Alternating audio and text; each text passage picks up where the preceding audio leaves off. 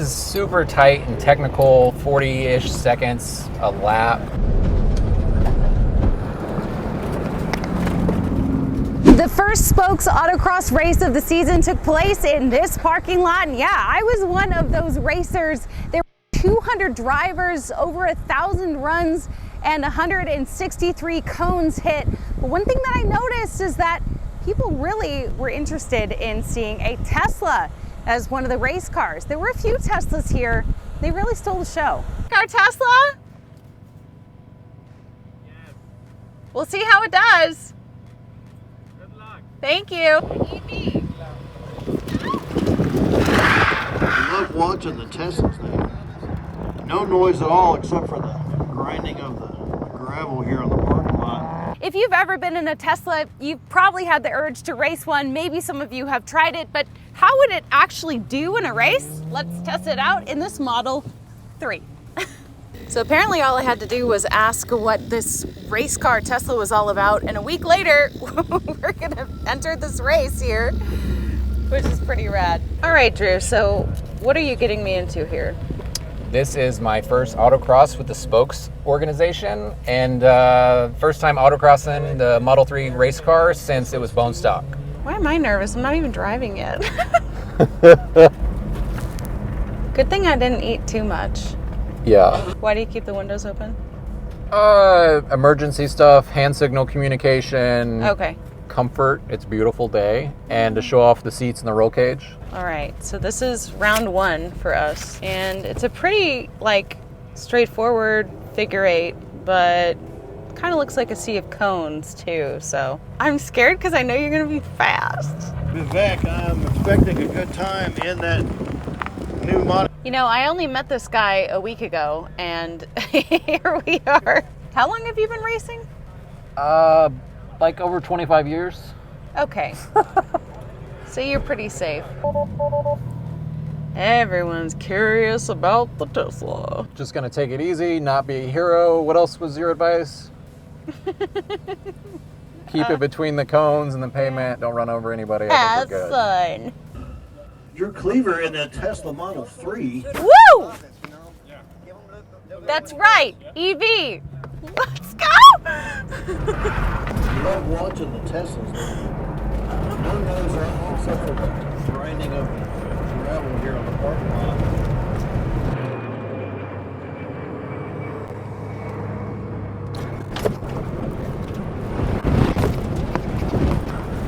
Cleaver coming in with a 38-0.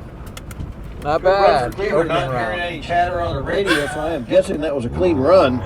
Yeah, the drift mode works. Oh my Drift God. mode absolutely works, finally. My heart. So the top time right now is 34 something, which is crazy because we got 37 something, and that felt freaky fast. I am out of the car right now just because I can only handle so much before I get so car sick that I feel like, bad. So I'm gonna see what it looks like from outside of the car because it felt pretty nuts inside of the car. And then I'll be going soon. And I tell you, it is kind of hard to read the cones. So it'll be really interesting. All right, so Drew just keeps getting faster. Now he's in the 36-second range. Yay! Hell yeah. I'm gonna try to smooth this one out a little bit and get some more traction down and less slidey slide. So the first was 38.7, then 37.7, and then two 36.7s back to back. So chipping away in the right direction.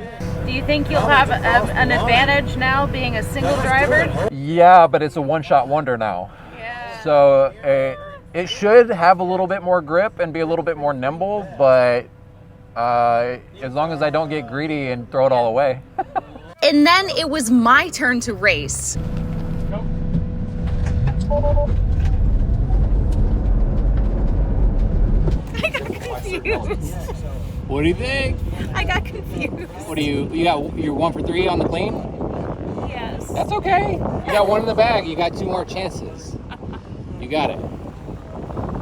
Now the course was pretty confusing, but I was able to shave my time down from 50 seconds to 40 seconds, which I was pretty happy with at the end of the day. So why race a Tesla? I got tired of changing transmissions.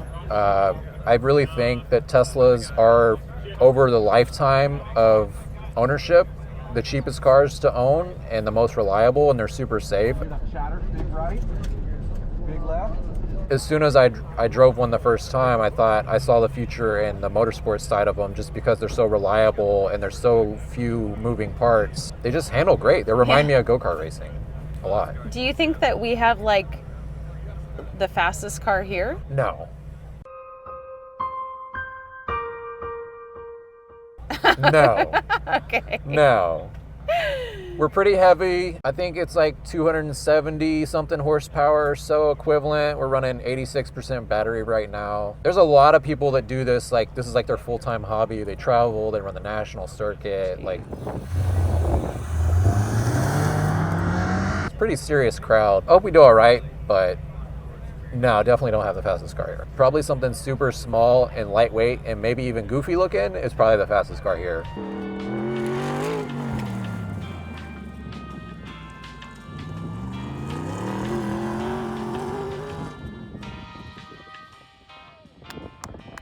And you were saying like people that get a Tesla, maybe they weren't into racing, but then the Tesla. Yeah, so one thing that I found also, and why I believe in Teslas on the motorsport front, is because it's bringing like an entire new audience to motorsports, because a lot of people bought the Tesla for whether it's safety, cost, sustainability, never owned a fast car, and it's the fastest car they've ever owned. And so it's like all of a sudden they're like, oh, I didn't realize I am a car person. I just never had a car that gave me that like energy. Yeah. And so there's like a whole new audience to capture. So right now we are in first place, about 2.5 seconds. 2.64 ahead of the BMW i4 M50, which I think retails for over 70 grand. I'm not sure exactly, but this was $37,000. So, you know, just out here trying. A lot of people always ask if I've done any power upgrades, and no, because my motto is to try to maximize fun and minimize frustration, which means leaving the power systems alone and simply working mostly with all the mechanical bits. so show us what you've done. Let's take a walk around. All right, so it's sitting on, of course, Michelin tires. We are running the Michelin Pilot Sport Cup 2, which has the Track Connect kit as well, which can give you live temperature and pressure information. Also going to try out the Pilot Sport EV later this year, and we're about to switch to a 295 3019, and that is on a 10.5 inch wide, 19 inch wheel, only weighs about 22 pounds, super affordable, very durable, and that is all stopped by an AP Racing endurance racing brake kit with a 25 millimeter thick pad so that we don't have to replace them as often, and they have plenty of thermal capacity. It's like a 372 millimeter rotor, 34 millimeters thick, and that kit's available from ZevCentric, from my friend Rishi at zevcentric.com. Next is our beautiful British Racing Green livery, sponsored by S-Tech Films, Automotive Films, Korean made. It includes PPF all in one. It's some of the highest quality film in the world, and the installers locally in Austin, Brightside Auto Salon, were fantastic to work with, and look forward to having them do more work in the future. Up on the hood, I get a lot of questions about the track spec vent. That is simply a rule book allowance that allowed for free within the rules, get some of the high pressure air that comes in through the intake to vent it out, ideally hoping to lower the lift on the front end to make the front grip increase, but also there is a radiator up in there. The frunk's completely removed. And there's no frunk? Yeah, let's pop the hood. Oh, wow. So There is no frunk. yeah, so the frunk's removed. There's a OEM radiator. We haven't felt a need to go aftermarket just yet, but we're going to try to log some more data this year and see if potentially adding an aftermarket radiator and then ducting it out the vent properly like a race car, see if that is necessary or if that would be helpful. But at this time, it really hasn't seemed all that necessary. On the suspension, you can see over here, there's more light. We've got single adjustable Fortune Auto 510 coilovers. This is a prototype set. I shipped the car there and have been developing a relationship with Fortunato for a couple years, but it's nice because they have hand-built suspension. That's all they do. They're able to do rebuilds, bespoke everything, incredible customer service. They're out of Virginia. And then also too, we've got the Unplug Performance front upper control arms to get over 4 degrees of negative camber. That's how we fit those wheels and get big grip. Some solid lower control arm bushings to tighten up the steering feel and give more direct feedback. Stock front sway bar of all things. And then in the back, we're running endless brake pads all the way around, endless fluid, and stainless steel brake lines, of course. And then on the back, we just have a few accessories, a Revo Sport rear diffuser and a RPM Tesla rear spoiler. Sawbelt's got the tow hook on the back, of course. What am I forgetting? Oh, we got an unplugged rear sway bar as well. And then also too, for camber and tow, we use SPL parts, camber and tow arms to get the alignment in the rear situated. And they are actually a local Austin area company out in Dripping Springs. Very popular in time attack drift. They do a lot of stuff with a lot of different cars, but they do have a Tesla kit offering. Inside, we have a custom 4-point roll bar by Walker Pro Motorsports. A friend of mine, Russell Walker, did a fantastic job with this bolt-in kit. It's safer and stronger and lighter than anything else on the market. We decided to try to beef it up while minimizing the amount of tubing to save weight, obviously, while still complying with any safety regulations. But of course, like, the amazing thing is that it came out where there's no obstruction in the rearview mirror. So like driving down the freeway around town, you don't see the rearview mirror around town at all. The cage doesn't block the rear view at all. That's the Rockstar Sparkle clear coat finish that we put on there. Yeah. And then also, the reason for that was so that we could tie in all the Sawbelt safety bits. Sawbelt's our safety partner, and these are the GT pad seats, which are super cool. Get a lot of attention and comments, questions. It's a modular seat, so the shells are all the same on all the seat sizes, and then you can change the Velcro adhered modular pads of sorts, swap sizes, different thicknesses, and get your like ideal comfort fit from top to bottom. And then also to have their Endurance silver 6-point harnesses bolted in. What is your kind of like long-term vision with this? You know, you were saying you wanted to help teenagers and, you know, just people be safer and better drivers. Yeah, so Spec Tesla Cup is kind of like the end-all vision of what I would like to see eventually. But along that way, there's like several stepping stones that will help build that into like a reality. So I'm hoping to open up, I have a shop space reserved at the Garages of the Americas development right across the street here from Circuit of the Americas. It's supposed to break ground actually in just 2 or 3 weeks in March of 2023 this year. So hopefully get the shop open, get some local customer base going, and you know, start providing aftermarket track focused upgrades for local Tesla customers. And then also too, we're working trying to get a deal together with Circuit of the Americas to have like a ride-along onboard experience to where you could ride along, hopefully potentially drive one of our cars, like a rental, kind of just like over at the kart track, treat it that kind of way. And yeah, and just kind of building it from there. I would love to host like a teen driving academy or, you know, like a driver's school for educational purposes. It's reliable, it's cheap, and I think the electric vehicle format is perfect for motorsports. I've been racing for over 25 years since I was a kid, and a lot of frustration, a lot of money spent over those years. And so with electric vehicles, we're finding that they're so reliable. The cost effectiveness over time is just, it's way cheaper, it's way less work. You don't need as many spare parts. You don't need as many mechanics, people, head count. And so when you extrapolate that out into like, oh, let's do a full racing series, it's a fraction of the cost, the overhead, the legwork that it is to operate, you know, given like a brand new Porsche or BMW or anything like that. GT3, GT4, trying to be like 10% of the cost of running a GT3 car, and shooting also to be like half the price of Mazda MX-5 Cup, since that's gotten so expensive as well. Fraction of the cost, full fun.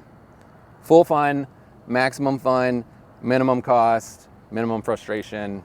Just want to make it easy and fun to come out to the track because, man, it's pretty brutal to live at a racetrack for a lot of your life, especially in your teens. Yeah, it was super fun to drive it. Yeah, the You have no autocross was idea. great. Autocross was super cool. We're with Texas Spokes Club, spokes.org. $36. Come out, run your car, bring your friends, ride along. I feel like those autocross classes are good really for anyone just to become a better driver. Yeah, absolutely. I did my first one when I was about 15 years old, and they are great for anybody to find the limit of their car, be a safer driver. That way you have that experience. If you get in a situation on the street, it's not your first time, you know exactly what to do. Perfectly safe atmosphere, super cheap, super fun. They even have rental helmets. You don't even need your own helmet. All you need to do is pay $36, show up with your car with some tires on it that aren't going to fall off, and enjoy your day. If you have like a Subaru, right, a very popular autocross car Sure. versus a Tesla, how much wear and tear are you putting on the Subaru versus the Tesla if you are a regular participant? Subarus are kind of known for being unreliable, so I don't know, but I know that you have a lot less moving parts. There's a whole lot less stuff to break. I mean, really, like, you just charge it up, put tires on it. It's gonna last forever. Like, Right. will actually absolutely take abuse. Were you surprised at how well the charge held up during that? I mean, yeah, I guess I hadn't autocrossed this car in a while, and it was a pretty technical course. So yeah, it was great. I think we started the day when my first run began. I think we were at 85, 86, maybe 87%. I ran 5 runs. You did 5 runs as well. And we were at like, were we in the 70s? 70, I We were think. like It around was like- 70% at the end of the day, Yeah. or even, whatever. So obviously that's Crazy. not optimal. Love to like do every run over 90%, but that's a pain. It's, Yeah. It's just as fun at 60% battery or 90% battery. Still a very difficult, very technical course. I liked the whole thing. I mean, I was The brakes. The brakes were great. I was a little bit nervous like every single time because I had 3 did not finish races out of the 5 because I had 3 separate errors. So it's really hard to process that much, information and visual while you're also trying to go really fast. Luckily, we didn't run anyone over, but I definitely... Yeah. It was your first time, right? It was my first time, but it was like right out the gate, you have this sharp turn and then you're going through this cross and All like, you see is a sea of cones? yeah, a sea of cones. Like it's not very straightforward. So Right. it was a little bit nerve-wracking, especially because it's your car. It's not my car, but Right. I felt very safe in it. Good. I'm glad you felt safe, and I felt comfortable because I knew Jason sitting in the right seat with you was a fantastic instructor. Really enjoyed having him in the car. Did you learn anything from Jason that you'll take with you on the road, or if you come back? I will say, well, Jason did tell me to be a little bit more gentle on my turns and how aggressively I was like turning the wheel. Smooth is what we call that. Smoother. Yes, but I will say like the whole night and next day of driving, I felt very more like alert and not necessarily aggressive, but just more Assertive. on top of it. Yeah, assertive. Like, yeah, like more. It felt good. It felt good. Did you feel more aware or observational? Totally. So it was a long day. I did not necessarily love that part, but I loved the experience of driving. So I'm hoping we can do it again. We will absolutely do it again. My favorite thing is no transmission. I have been on my back in my garage at racetracks, losing events that I was close to winning because of transmission problems. And then also too, when you're driving around the street, not having a transmission, if you need to accelerate and get around somebody, past somebody, in a full sense of safety, it just is more agile and it does things faster. It's super responsive, loads of torque.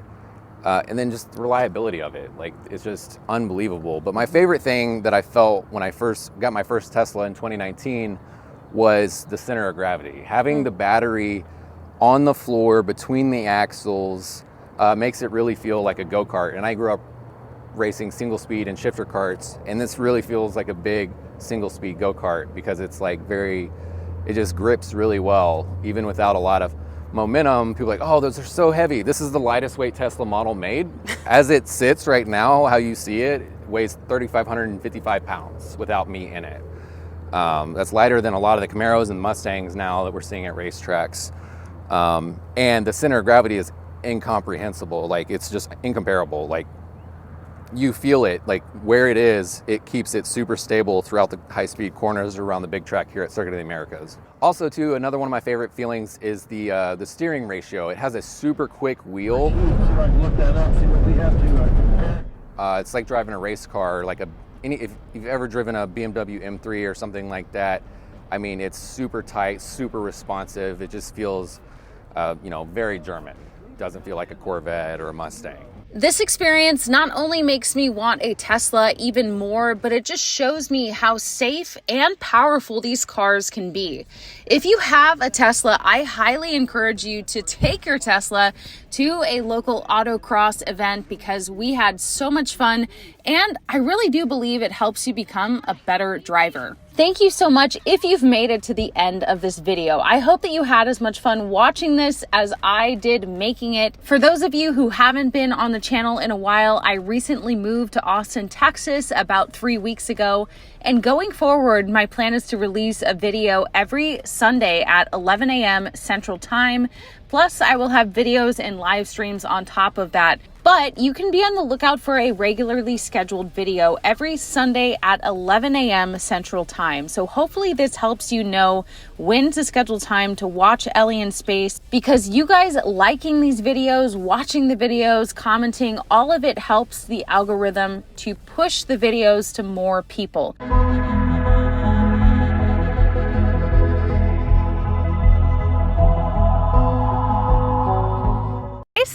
Well, this strap, let's find out. Let me do it again. Hold on, okay. All right, come on, don't go too far away. I don't know where you want Don't me worry, to I'm stand. gonna edit this. So, does this car have a name? Spec Tesla, #1. No, like a pet name. No. This is Spec Tesla #1. What was your favorite thing about autocrossing this weekend? I really liked, I don't know what it's called, but where you go through like Slalom. zigzag. Slalom, yeah. Slalom? Left, right. Like, Slalom.